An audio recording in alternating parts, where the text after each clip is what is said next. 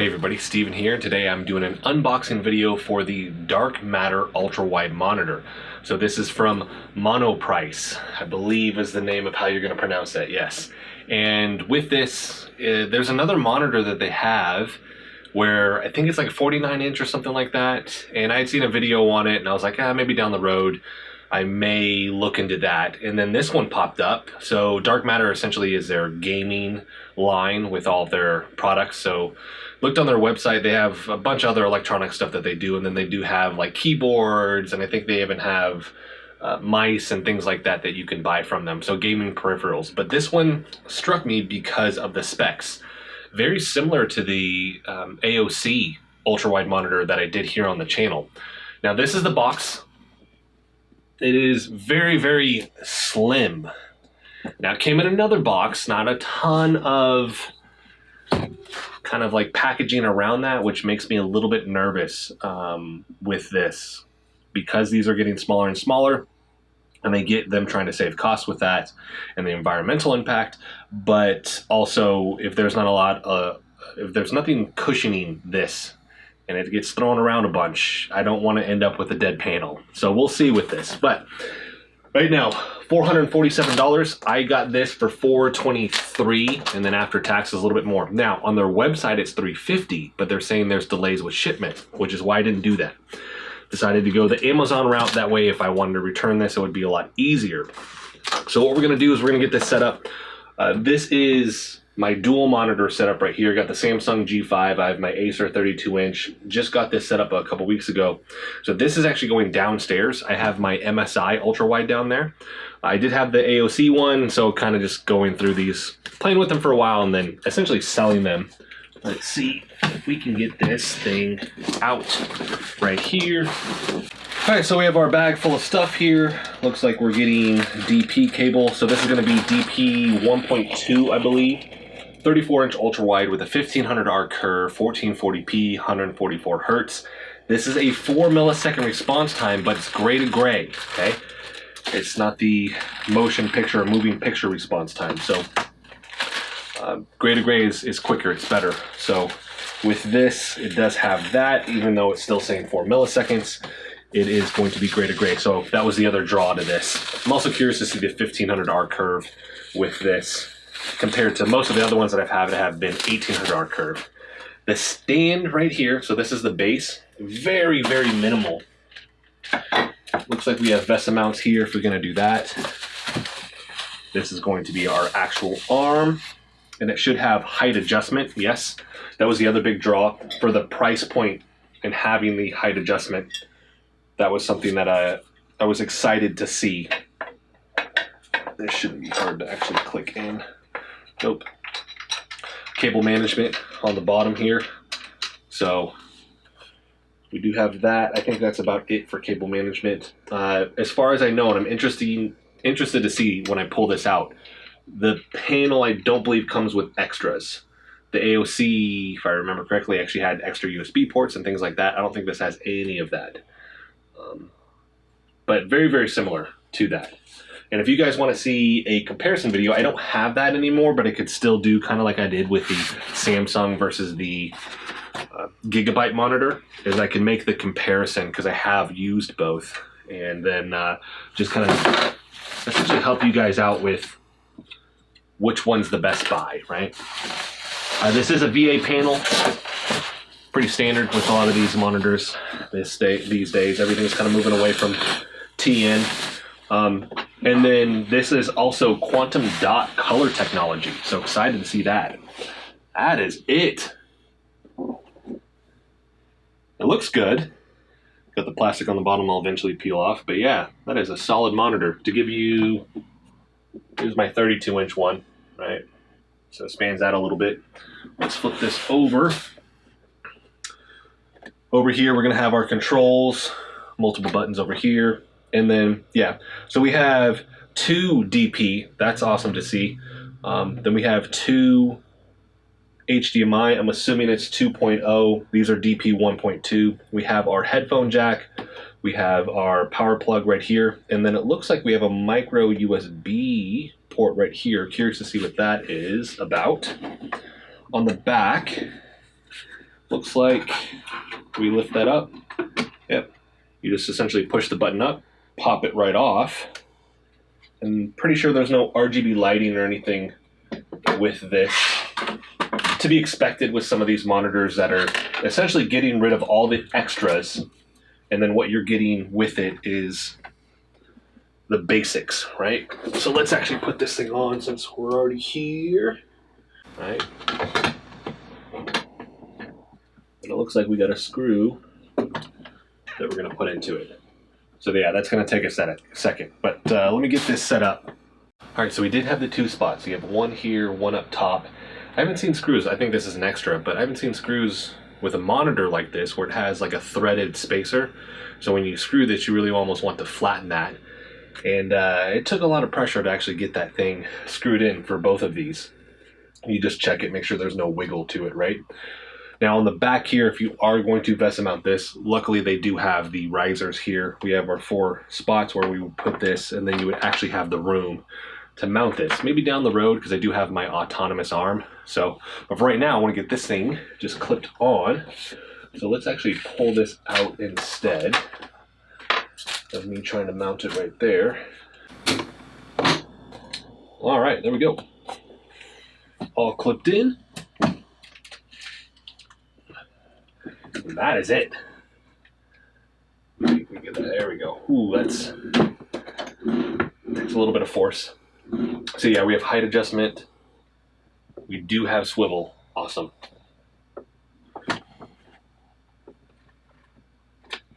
There we go. And we have tilt. So yeah, this is a fully adjustable monitor. I thought it was just height, so I am excited to see that. I do like the stand and how minimal it is with this.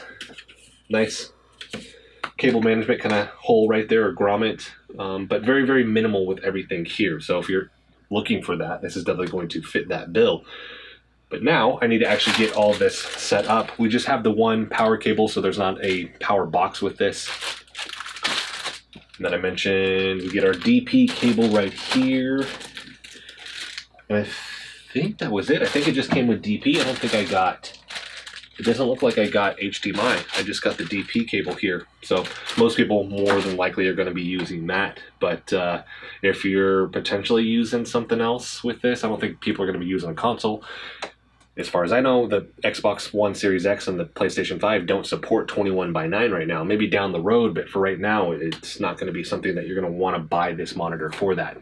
But I need to get this thing all set up and actually play some games, let you guys know what the menu is like, how the colors look, obviously testing the refresh rate, testing G-Sync compatibility, playing some games with all of this, and then kind of giving my first general experience, and then down the road we'll get a review done. But let's go ahead and cut ahead.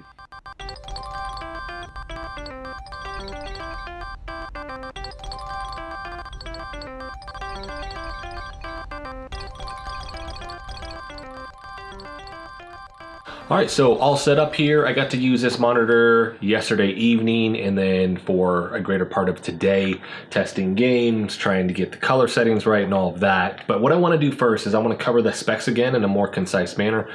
Then we're going to get into my experience when playing games, some of the drawbacks that I've seen with this. We'll talk about the good, we'll talk about the bad, and then we'll wrap everything up. So, spec-wise, this is a 34-inch 1440p monitor with a 144 hertz panel. This is a VA panel. With this, obviously, it's going to be a 21:9 aspect ratio. You actually have 2 DisplayPort 1.4s with this.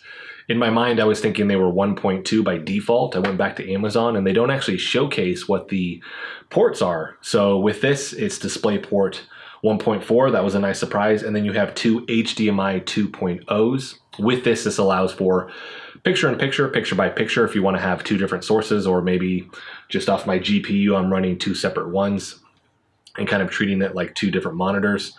This is the Samsung LSM 340YP05 panel. We're going to get back to that here in a little bit. I'm going to talk about some stuff that I found on that.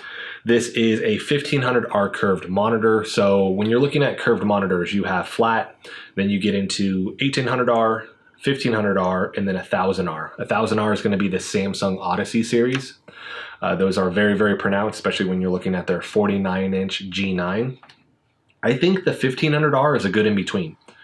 1800R is subtle, 1500R is pretty solid, and then that 1000, I mean, you're going to really want that 1000R curve. With this, default color temperature is 6500K. Contrast ratio is 3000 to 1. This is HDR10, so we have 10-bit color. This is 8-bit plus A FRC. Number of colors, more than 1.07 billion. So when you're looking at this is quantum dot. And so with quantum dot, you have more colors, but it also has some drawbacks. I'm gonna make sure that there's actually a link for a Linus Tech Tips video kind of explaining this in more detail than I can with this. And hopefully that kind of informs you guys a little bit more about what you get with this monitor. I'm going to come back to that here in a little bit as well, because we're going to talk about the panel and what I was able to find on that and the differences. So color gamut, sRGB, 99% of the sRGB scale, NTSC, 85%, DCI-P3, we have 90%, and then the Adobe RGB scale, we have 85%. Viewing angles, 178 degrees by 178 degrees. Response time is 4 milliseconds, gray to gray. And then 1 millisecond with the MPRT, motion picture response time, without certificate. So with this, they put that in parentheses. So it has that, but it hasn't been certified for that.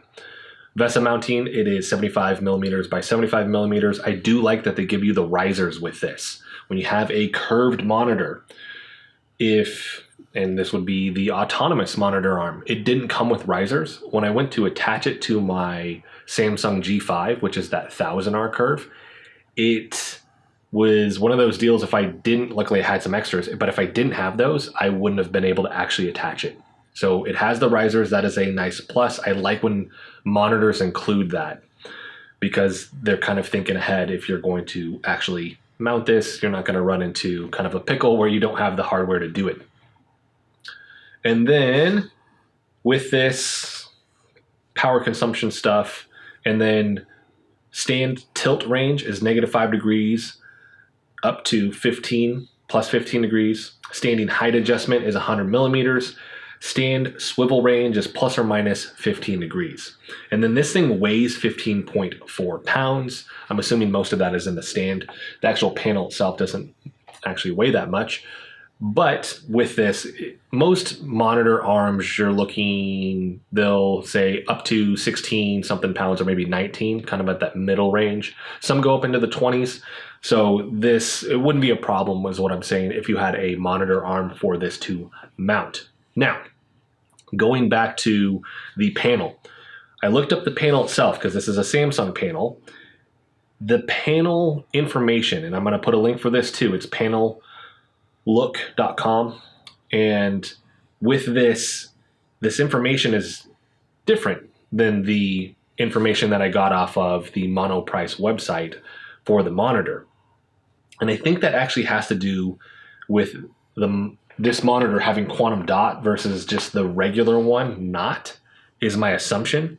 I don't know how that works because I wasn't able to find anything saying, hey, this particular panel with quantum dot. I don't know if that's something that they talk to the manufacturer. They say, hey, Samsung, we want quantum dot with it. They pay the little extra and then they get that with it. But it's not listed. So I wasn't able to actually find anything on that. Because if you look at the regular panel, it's 16.7 million colors. It's not the 1.07 billion. That's one of the big things with getting quantum dot is more colors.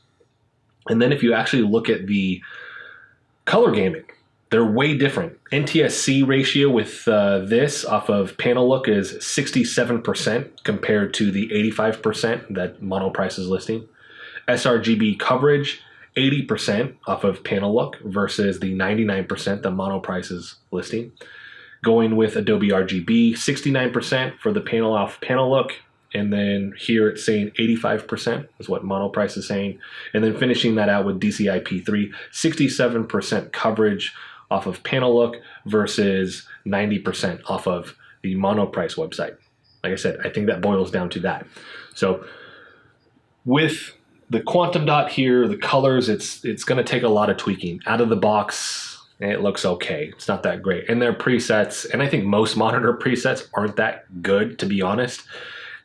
The presets on that are okay. Now, I don't have the testing tool to actually check the color accuracy. I just don't have the couple $100 it takes to buy one of those. Maybe down the road I'll get one of those, and if I get more into this, that would be something I definitely would want to get. But for right now, I can't actually test this out to make sure that that is the case. The cool thing is you can actually calibrate. So this is going to be color calibration tool. You could calibrate this to exactly what you need this for, and we'll get back to that in a little bit as well. So interesting difference with what I was seeing there.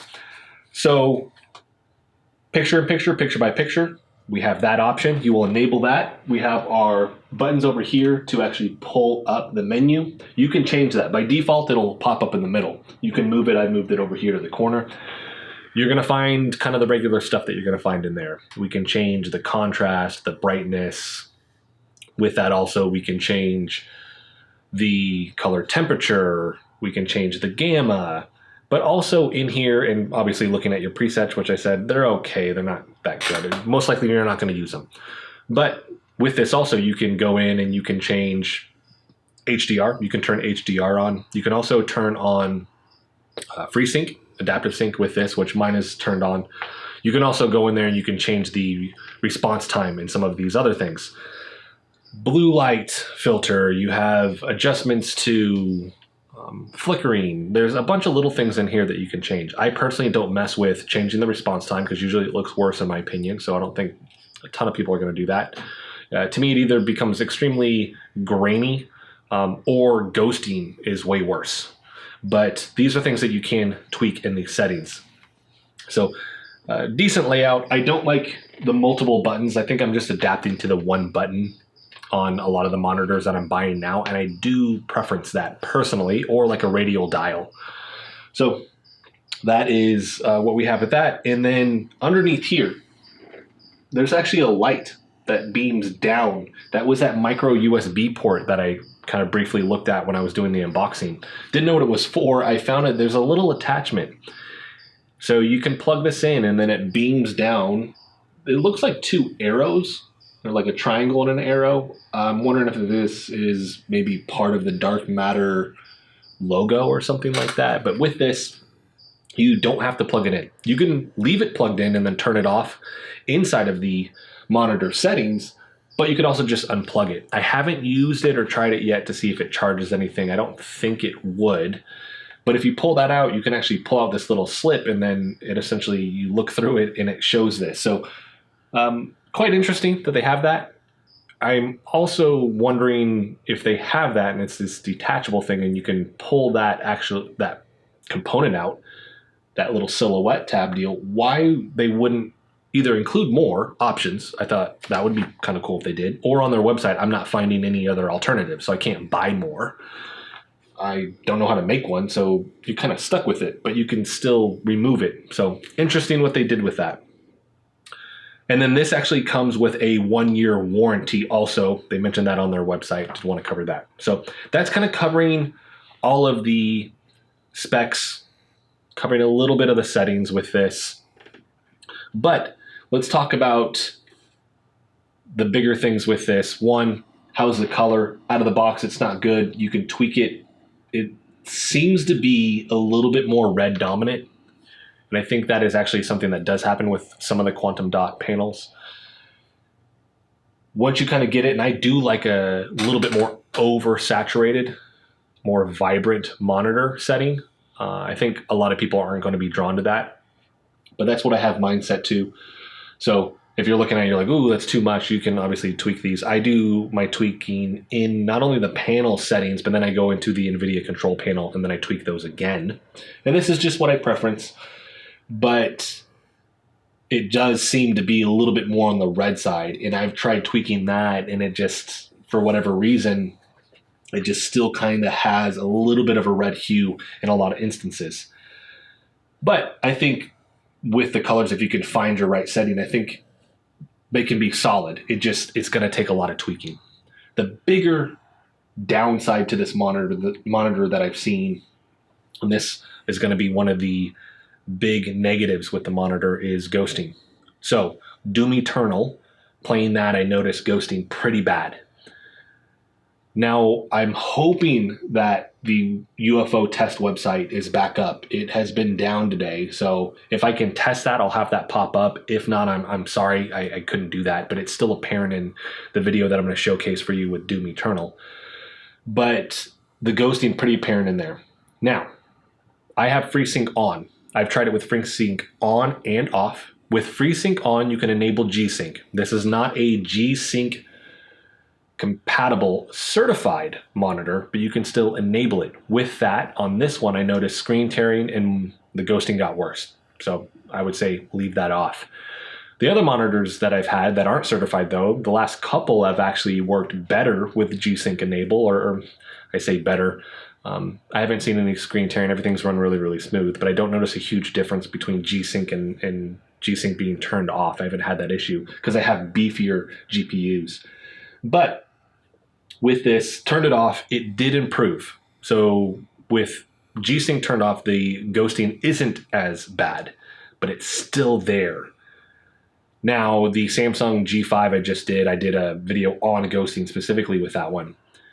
So I think I'm coming off of that, so I'm a little bit more fine-tuned to look at it.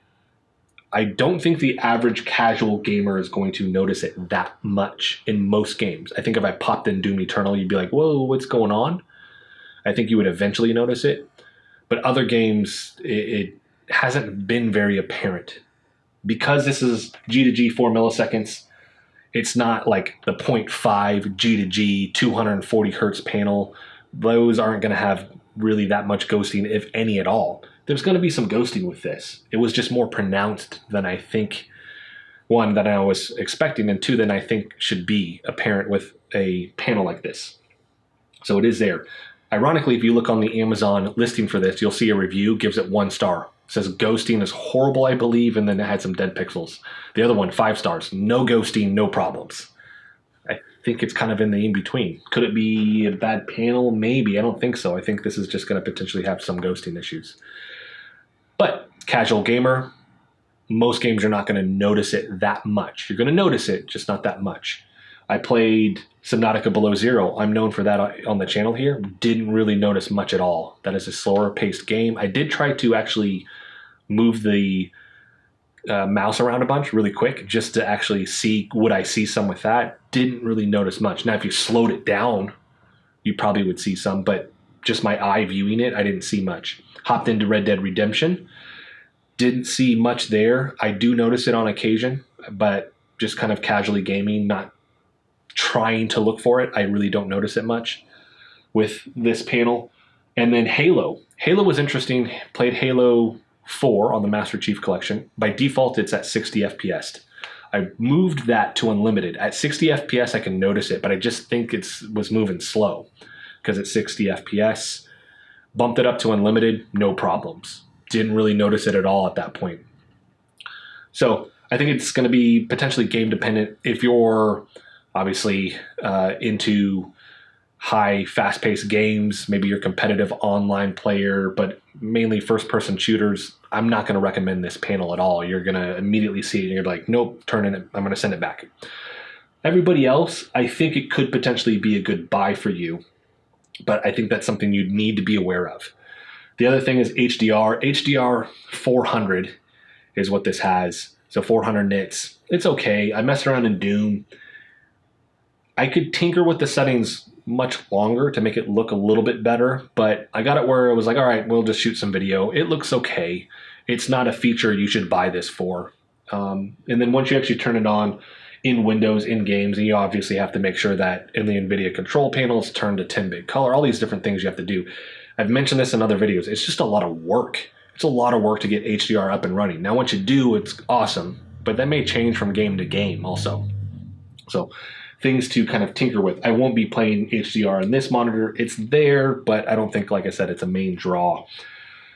Now, with all of that being said, let's talk about the good. I'll talk about the bad one more time, and then I'll wrap this video up. The good, I think the price point, that $450, $447, it may fluctuate.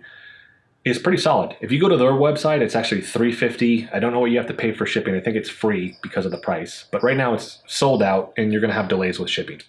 You do it through Amazon, you get it in 2 days, but you're going to pay the $447. After tax, it's about $480-ish, I believe.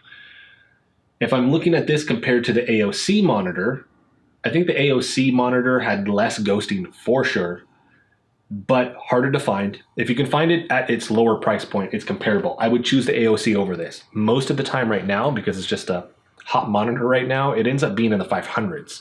Now that's a pricing issue, and that's something that you need to think about. Are you trying to save money or not on this? But overall, those two both have the height adjustment, very, very similar specs, but I say this because it has the two DisplayPort 1.4s. That one, I believe, had one of each. They both don't have USB hubs. You're not going to get that. You're not getting the extras. The AOC didn't have a light. This has a light. I don't think that's a draw for anybody, but it's there. So they're pretty comparable. If AOC is the same price, I'm going with AOC. AOC's $100, $200 more. I'm probably going to go with this. I like the stand, the adjustment to this. I like the fact that you can VESA mount it, but for those that aren't going to do that, the fact that it has a stand is really awesome, and how functional it is. This is a solid stand with this. And the cable grommet right there, hole, works really, really well. Very minimal design. I think it's a decent design with this. So those are the pros. So the bad, color calibration, I think for most people is going to be an issue. You're going to tinker with this for a while. And then the ghosting, like I said, casual gamers, not that big of an issue, potentially. If you're casual, teetering on, maybe you're an enthusiast, no, don't do it. I think you'll be disappointed potentially with this. But casual gamer, not worried about that. I think it would be good. I think for somebody too that's doing maybe content creation and you need the screen real estate and you can calibrate this to what you need, I think that would be a person that could benefit from this monitor and would really like it. But that's one of those things, you have to have the ability to calibrate this to the color settings that you need. That may be hard. There are websites that help you with that, but if you want true color calibration, you usually need that product. I always forget the name for it, but I mean, it calibrates color for you, right? So content creators, casual gamers, yes. Hardcore enthusiasts playing fast-paced games, no. So that's really, I think, the two camps with this one that I'm going to distill this down to, because what I don't want to happen is you guys buy this and maybe you're a gamer and you're teetering and you're like, well, I'm not a hardcore gamer. I'm not that hardcore enthusiast. And then you get it and it's like, nope, I notice all that stuff. It's like, oh yeah, your eyes are kind of fine-tuned to search for this stuff a little bit more. I think you're more teetering towards that hardcore enthusiast category with this. So at this point, if I was like, all right, I'm going to buy this and I knew all this based off how I play, no. I would go with one of my other options. MSI is more expensive if I had more money, but I would personally probably pay a little bit extra to get the AOC. And I will have that in the description as well in my video on that, so you guys could see that. Personally, I'm probably going to keep this for a little bit. Not sure if I'm going to do the review or not, because I think most of the stuff here is what I'm going to be kind of covering in that same review. I do want to spend more time with it. So in the next week or two, if I'm like, hey, I think I've kind of worked some of this out, then I would go that route of a review.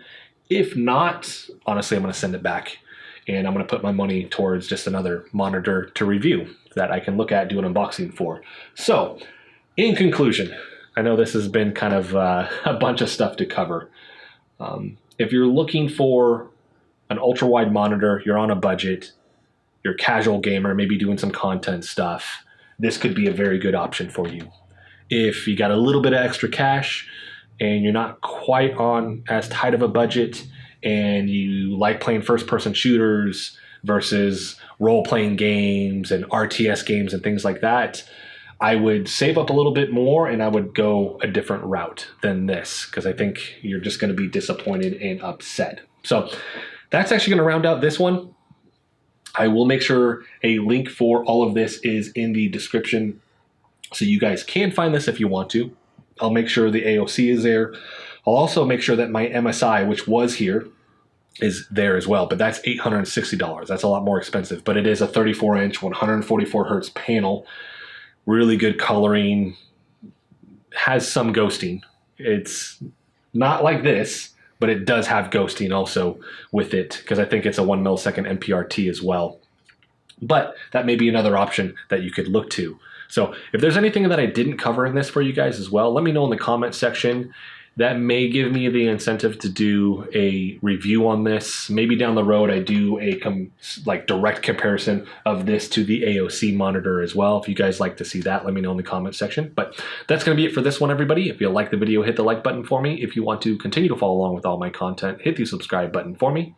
Thanks so much for watching.